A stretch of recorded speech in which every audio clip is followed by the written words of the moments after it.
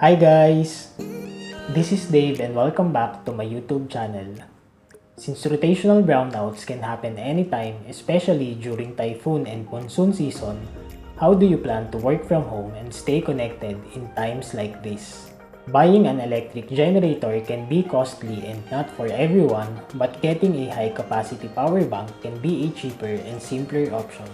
For today's video, we will unbox and review this Gromos PEA60 Fast Charging Power Bank, which retails for 1,899 pesos at their official stores in Lazada and Shopee.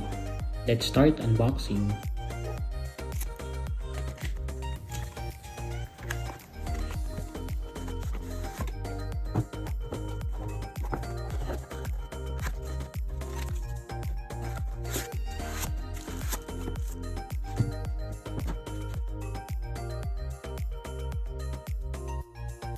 Inside the box, you will get the Gromos PEA60 Fast Charging Power Bank.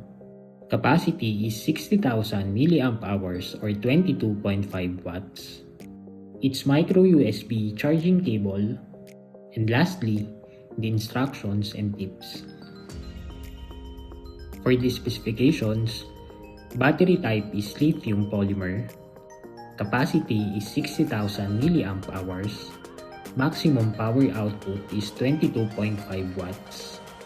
Color is black with gold accent. Feature, digital display for remaining charge capacity, voltage and amperes, and dimensions of 180 by 84 by 94 millimeters. For the supported charging protocols, we have Power Delivery 2, Power Delivery 3, Quick Charge 2, Quick Charge 3, and Voltage Open Loop Multi-Step Constant Current Charging.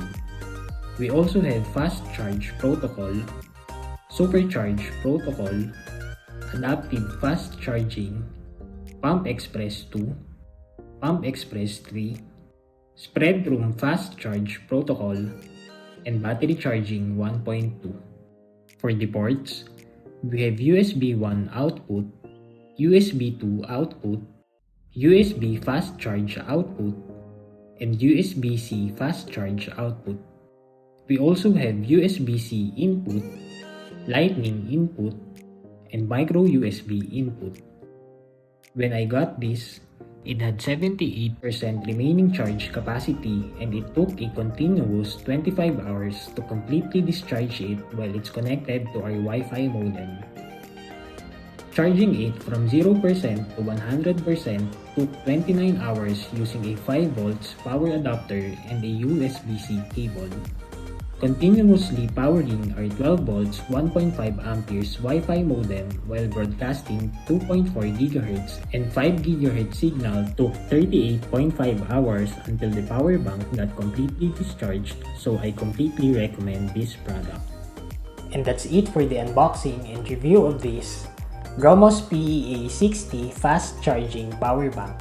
For comments and suggestions for future videos, please leave them all at the comment section below. If you enjoyed this video, please click the like button, subscribe to my YouTube channel, and turn on the notification bell so you will be updated on my next uploads. Thank you and stay safe. Bye!